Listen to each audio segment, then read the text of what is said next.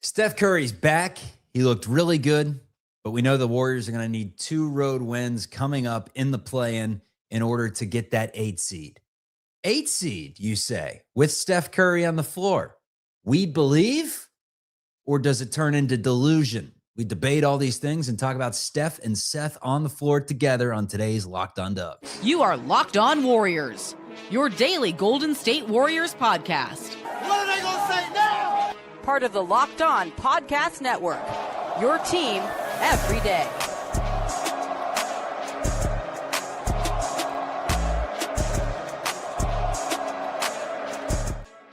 Hello, welcome to Locked On Warriors, part of the Locked On Podcast Network, your team every day. Chuck Walter here telling you that today's episode is brought to you by FanDuel. Right now, new customers can bet just $5 and get $200, $250, even better in bonus bets. If your first bet wins, head to FanDuel.com to get started. On today's show, we believe, or do we? Let's take some comments in the chat. We'll talk about Curry times 2. That is Curry's, plural. Steph and Seth on the floor together. We'll hear from Steph on what he called a dream come true. Clips or Blazers? Who do we think we're going to be playing? Who would we rather be playing? And then if it's the Phoenix Suns second round, how do we feel about that one? And by second round, I mean playing.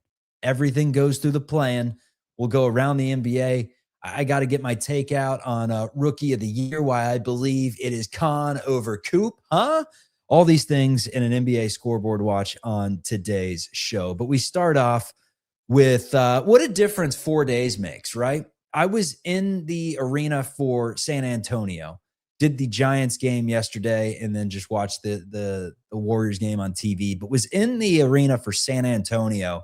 And I could tell you in the many times I've been to Chase, never Oracle, but the many, many times that I've been to Chase, watching it as a fan, covering it as media, I had never heard it as sleepy as that San Antonio game. It was just it was terrible. It was a terrible basketball game to watch from start to finish. There was never really a push. The Warriors were down double digits from pretty much the opening tip, like 2 minutes in, double digits, never a reason to cheer, and nobody was playing. As compared to Sunday, when Steph Curry steps on the floor for 26 minutes, coming off the bench, and goes for 29 points. There was a video close up of Steve Kerr, and in the background, you could see cups shaking. It was so loud in there. Energy's back, folks. Steph finished with 29 points, graphics wrong, in 26 minutes on 11 of 21, 5 of 10 from 3. He was supposed to go 24. It was supposed to be 6, 6, 6, and 6, but an extra 2 minutes got squeezed in there. And I don't think they're too worried about Steph's ramp-up period. He seems good to go. He's dealing with his new normal. We'll see what the rest of the way looks like now that he's gotten one under his belt. Do we see any more games off moving forward? As the Warriors have the Kings, the Lakers, the Kings, and the Clippers to finish this thing off? Or is he good to go the rest of the way leading into the play-in? How do the minutes look? I would imagine 25 minutes on Tuesday for the next game. That is against the Sacramento Kings. I'll be in house for that one. But what a difference the team. I mean, Steph, everyone just assumes around the league that it's the points scored and the 3-pointers hit and his passing and just the way he's able to create for others. But it's everything he does off the ball that once you watch enough Steph, you recognize that is the biggest danger that he brings. Obviously, it's the 29 points in 26 minutes. You can't replicate that. But when he was not on the floor for the last 27 games, you saw how difficult it was for the Warriors to get clean looks. Too many threes, not enough playmakers, not enough dudes that can finish around the rim. And then you watch one game of Steph, all of a sudden Draymond Green turns into 2016 Draymond Green. He's dropping dimes everywhere. Gary Payton's slipping and finding his way to the bucket for easy layup after easy layup. Guy Santos is doing the same thing. I mean, Steph just unlocks everyone. The read and react offense was humming with Steph on the floor. He said it felt like old times. Steve Kerr really thinks that everything has changed for Golden State. You can just feel it. We're back in the mix, We're back in the fight with Steph. And, that's a hell of a team. They've been really hot lately and fully healthy. And, we took them down to the last shot, obviously. So felt good about the effort, the process. 10 turnovers, 34 assists. We played really well offensively. Just couldn't get that stop there at the end, but the guys were fantastic. The group that we had down the stretch, it felt like old times, just, reading the defense. They react to me on the perimeter. GP's going to the bucket. Draymond's finding guys, getting guys in the pocket. It was awesome. Tough finish, obviously, but I liked the way that we finished the game. Liked how he finished the game. Now, one of the things, obviously, that was brought up was the double screen that Draymond was calling for from Pajimsky with seconds to go in the game. Draymond clearly upset with Pods in that moment. I guess it's just the pile on Pods month. This is what April has become. Obviously, was at the Giants game with Will Richard on Friday, I believe it was. They showed Pods on the jumbo screen. There was a smattering of boos. And this is who he is. He's polarizing. We know Steve Kerr's going to play him. We know that he's not going to be benched from something like that. And the Dubs need him to a certain degree. He was 7 of 11 for 18 points. And the big talking point to end the game isn't about, Steph's miraculous effort to bring the team back. They were a plus 12 in Steph Curry's minutes. Like, they were better than the Houston Rockets if Steph plays 32, 33 minutes like he's more than capable of during that game. The minutes restriction was really the only reason why they lost, because it was a game of runs, and all those runs seemed to happen when Steph was on the floor. But of course, this is what, the fan base has kind of turned to. Before it was Kuminga, now it's Pajimsky. There's just always a scapegoat involved. And 18 points, 7 of 11, that's pretty efficient. I don't know what more you want from a guy that's making no money. And for anyone that says, why are you bringing money into this? Because there are a lot of fans out there that would say, trade him. That would say, cut him. That would say, send him to Santa Cruz. That would say, he's not an NBA player. And I promise you, for the amount of money that you're paying, he's fine. He's doing little things in that moment. You listen to Draymond Green. You listen to your player coach that's on the floor. Hopefully he learns from it. A few things that have driven me crazy about Pods in the last month since Porzingis has joined the squad is the fact that he holds onto the ball too much, does Pods, and doesn't get it to Kristaps enough. And that goes for everyone. Like, when you have a 7-footer on your team that's 6 feet away from the basket, give him the ball. Now, it wasn't Porzingis' best game against the Rockets. There was a time where he got stripped by KD there and then immediately picks up a foul. There were some bad moments from Kristaps, not his best, actually probably his worst game as a Warrior, but it wasn't a bad game from Pajimsky. And I really don't understand the discourse, but hey, I am a firm believer of it's a free country. Say whatever you want. And if you hate the guy, then hate the guy. But who else is what I ask. And I know a lot of people said, why wasn't Guy Santos on the floor in that situation? Make that argument. That's fine with me. Why wasn't Charles Bassey on the floor for a little rim protection when Şengün's cooking you down low? That is fine with me. Make all the suggestions you want there. But to point to one double screen at the end of the game is the reason why you lost. I don't necessarily agree with that one. But hey, again, to each their own. Say what you want. I'm a big believer of it. Fourth quarter comebacks have not been the Warriors' MO this season. In the past, whenever you have Steph, and when Clay was on the team, and especially Durant, but whenever Steph's on the floor, you feel like a 14-point lead with 5 minutes left is not over. College basketball, that's the most over game I've ever seen in my life. Like, Michigan was up 8 points with a minute 45 in the game, and you're thinking, no way in the world they lose this national championship game, and they didn't. But the Warriors are down 8 with 90 seconds to go, and you just look at Steph and you say, yeah, we only need about 45 to make up that lead. And when Steph's not on the floor, aside from games against Memphis where the Dubs had miraculous comebacks against a team that I think is literally trying to lose, the Dubs, when they go down by double digits, it's pretty much done. They don't make that final push. And when they do against a team like the Knicks, they don't have enough firepower to get it done.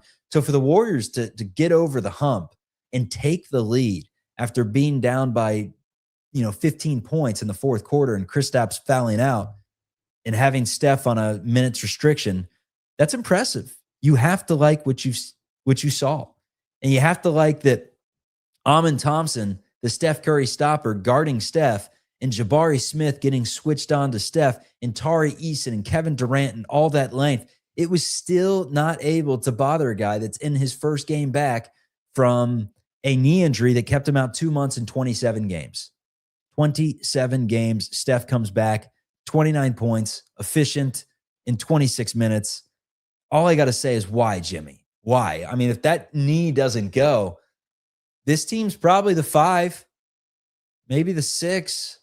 But I like where they probably stand in this situation. I think that's where a lot of people are probably excited for next year. A couple questions I want to ask on the other side. One, we've seen that this guy could still be a catalyst on a title team.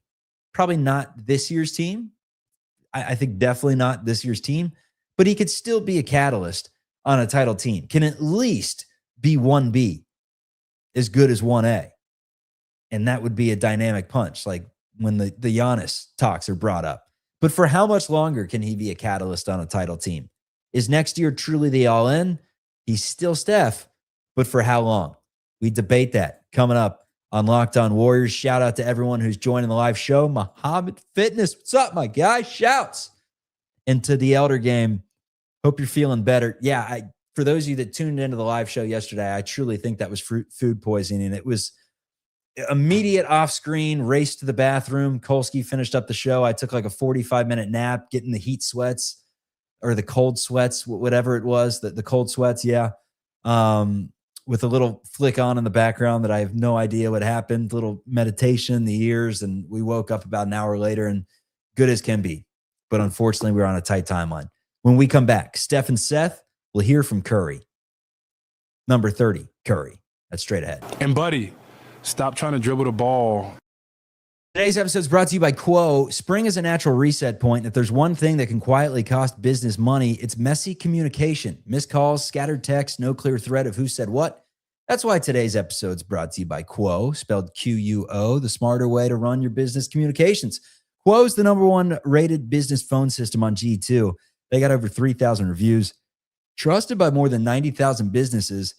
Lets your entire team share one business number so you never miss a call, a text, or an opportunity. The part that I love, everything lives in one clean thread, and they got AI summaries that save serious time, logging calls, and highlighting the next steps automatically. Makes your business feel more organized and responsive. Make this the season no opportunity and no customer slips away. Try Quo free and get 20% off your first 6 months at quo.com/lockedonnba. That is QUO.com/lockedonnba. Quo, no missed calls, no missed customers. Let's get back to the show. Forget that. We champs. Why are you starting with that question? We got 4 championships. All right, also, the Everydayer Club, I've been telling you about it. You'll get ad-free shows, a members-only Discord that you'll have access to. The link, lockedonpodcast.com/Everydayer Club. You're already part of the Locked On family. Now make it official with the Everydayer Club. All right, so I asked the question. Like, he's clearly, we saw Steph yesterday. He was the best player on the floor. I mean, make the argument, Durant, Şengün was awesome, but he's right up there with the best player on the floor every single time he plays. Every single time. We saw him outplay Wemby earlier in the year. Maybe twice. May have outplayed Wemby in both those games. Like, he is still freaking unbelievable. Bad knee and all.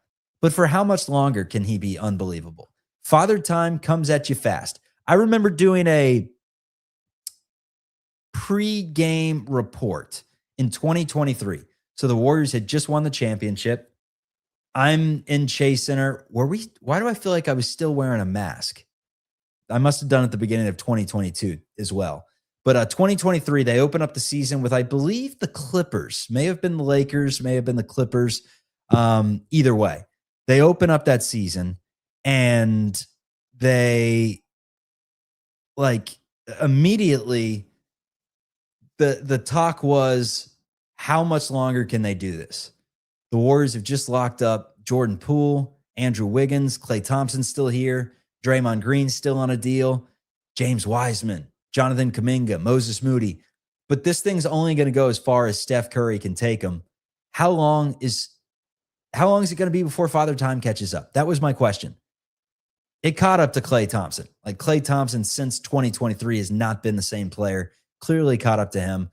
Draymond Green's a little harder to assess because his game's so much different, but it still has not caught up to Steph.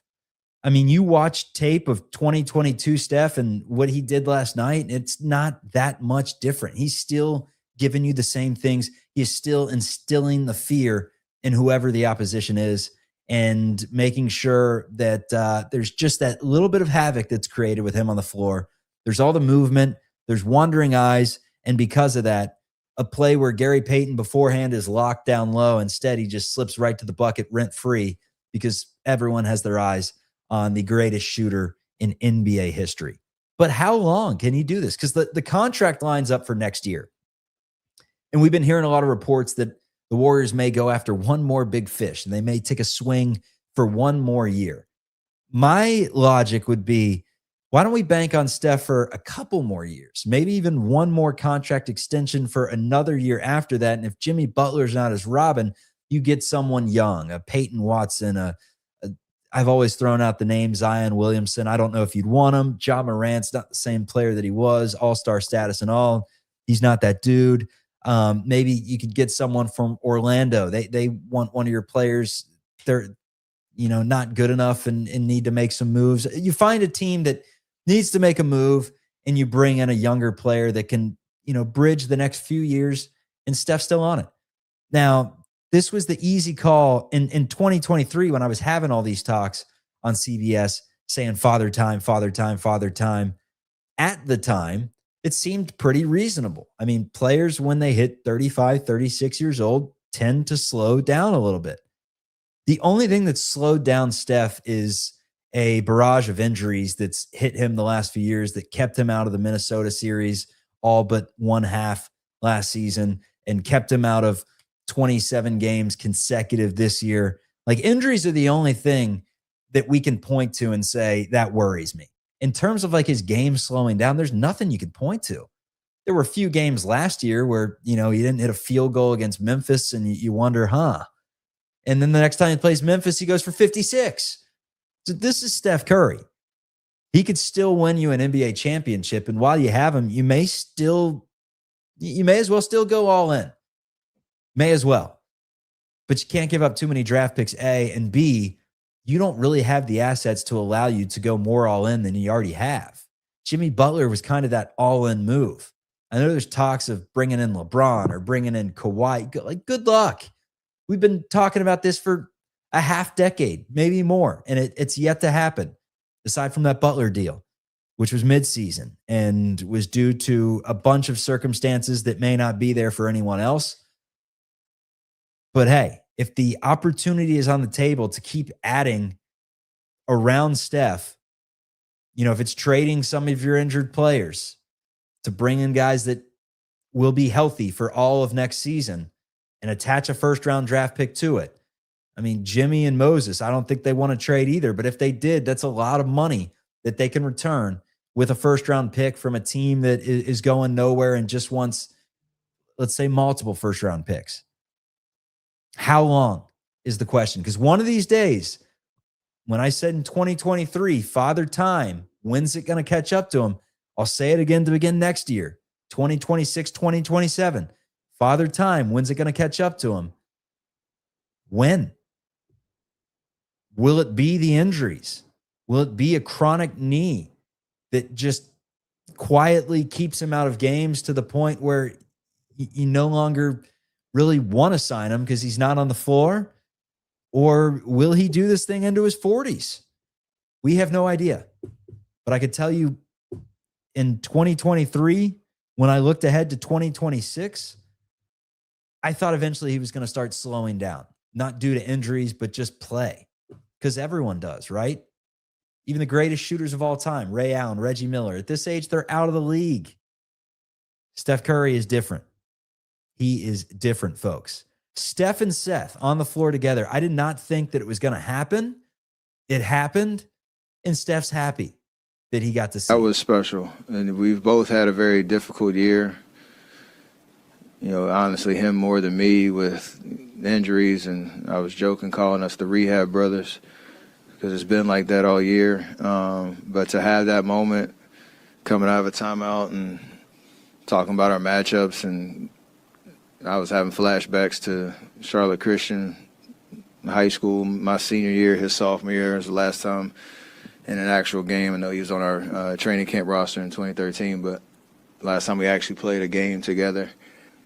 That was a dream come true, to be honest. You know, at this stage of both of our careers that we've had this opportunity, even though this is game 77 and it's the first time actually playing together, you definitely take a moment to reflect for sure.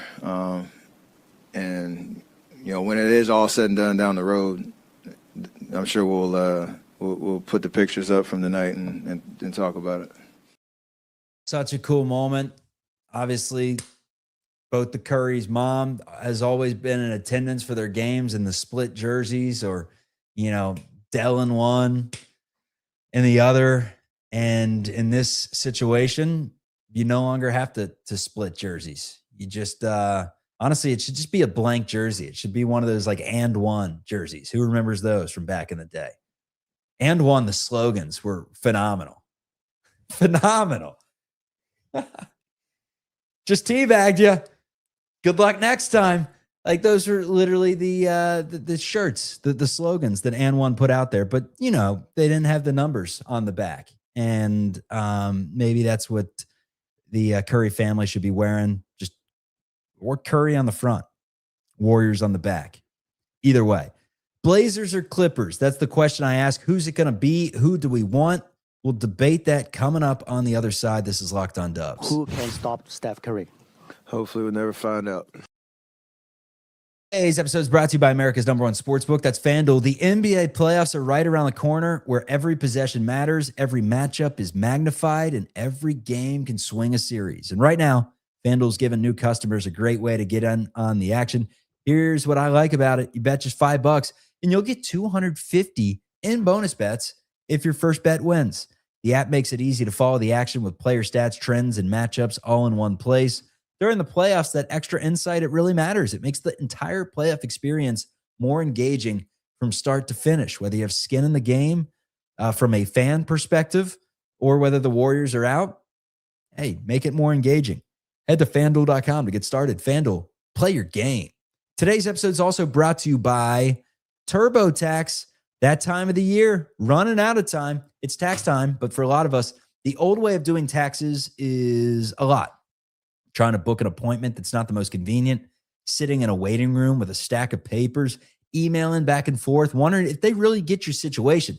But this year, you're getting a major upgrade. Intuit TurboTax now has in-person locations nationwide.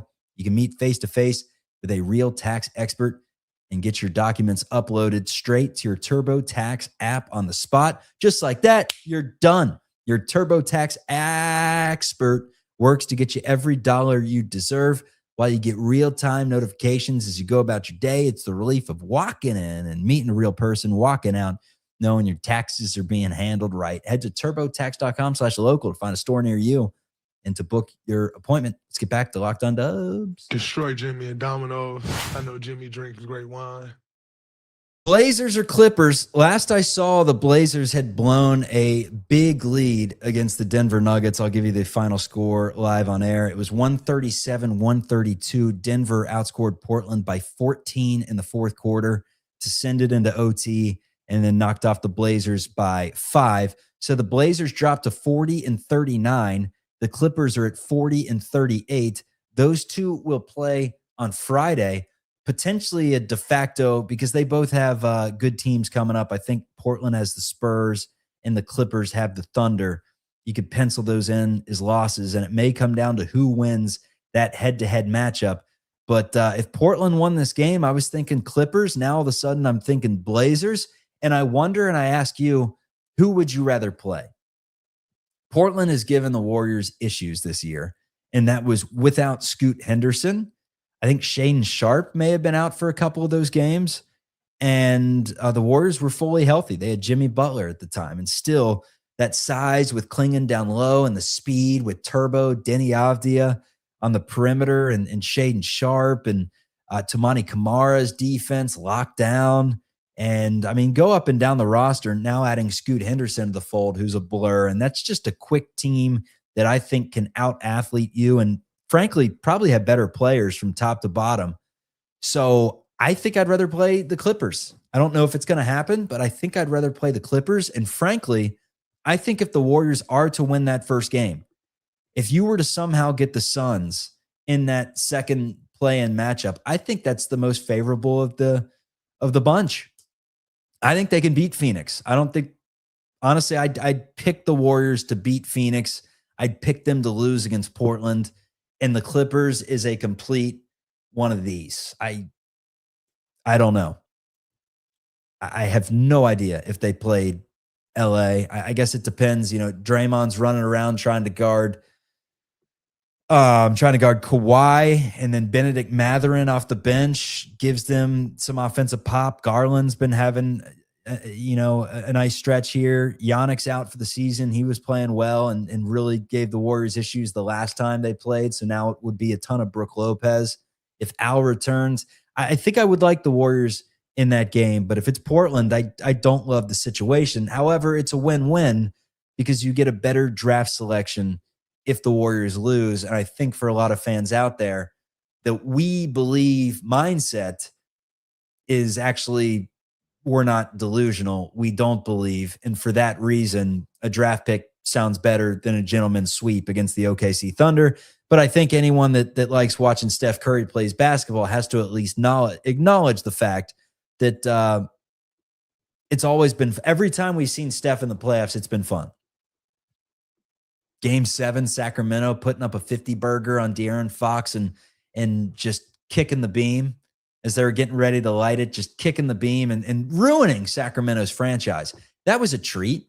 They weren't going to win the title that year, but that was a treat. Last year, taking down Houston when they thought they had the chops to get out of the first round and finally break the curse against Steph and the Dubs. That was a treat. That was unbelievable. However, it's matchup based. If the Warriors were taking on the Lakers or the Rockets, maybe it's different. The Wolves, maybe it's different.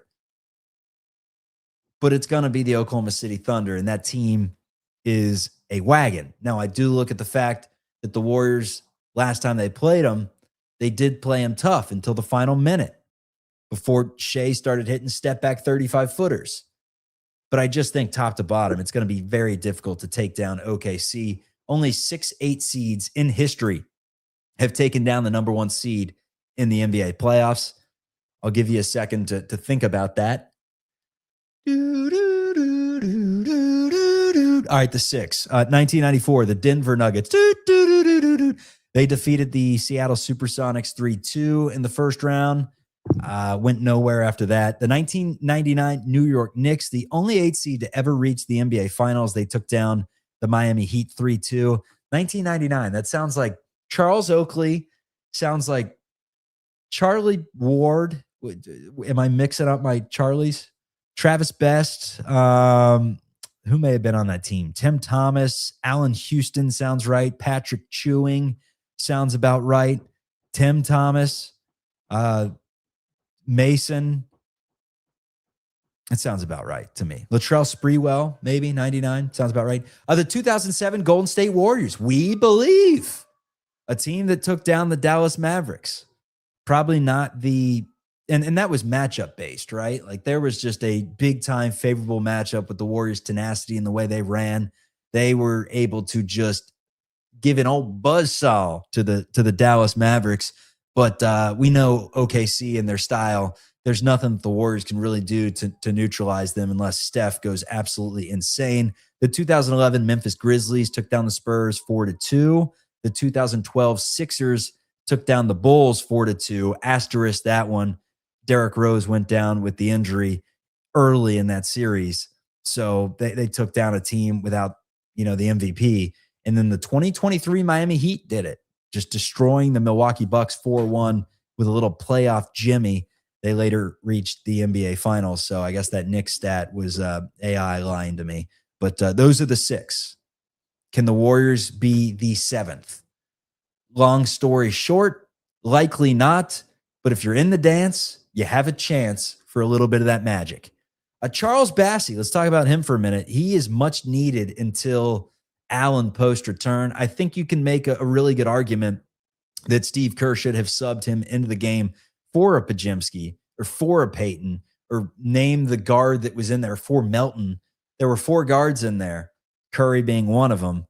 And I think you probably needed some size to try and neutralize Şengün down low. That was how Houston got the game-winning bucket. They just went down low, and the Warriors had a guard switched onto him. And, I mean, what the hell are you supposed to do in that situation?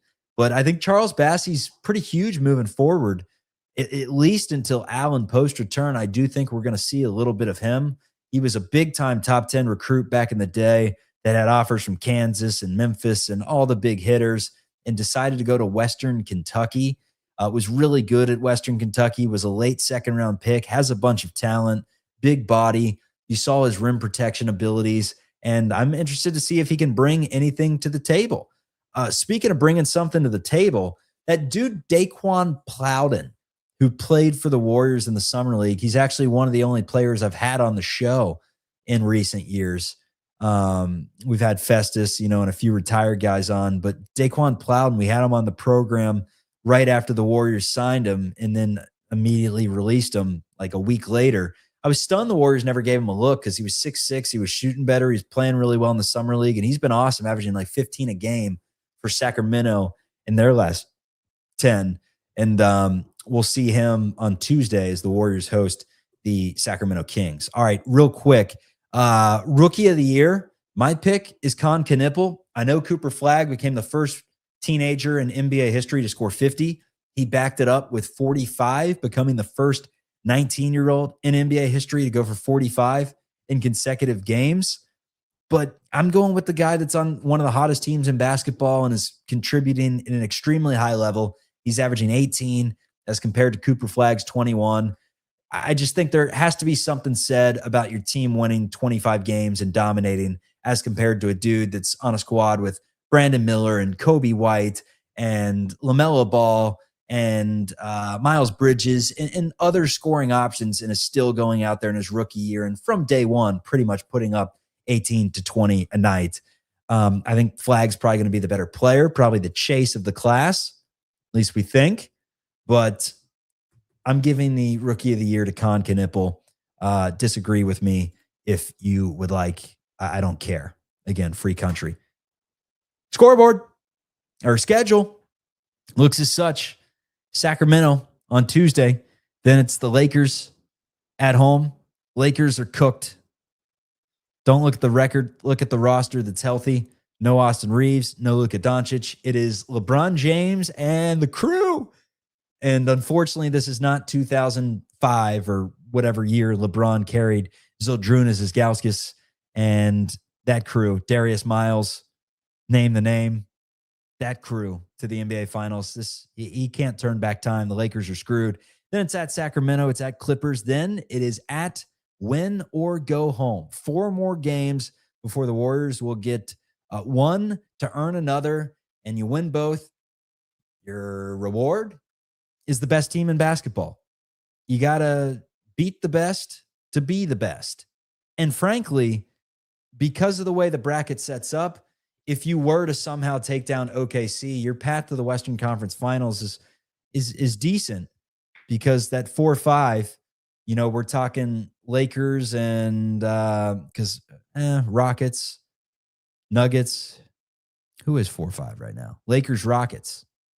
So Lakers, Rockets pretty much, I guess the Nuggets could slip there, but I don't think the Lakers are going to win many games. So Lakers, Rockets, you take down the Thunder, and boom, you may get a crack at that same Houston team, fully healthy, that we saw on Sunday night, and that the Warriors were a plus 12 better than with Steph on the floor.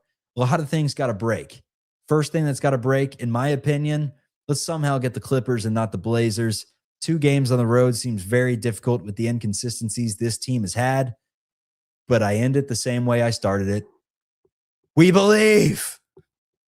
Or are we delusional? See you, everyone.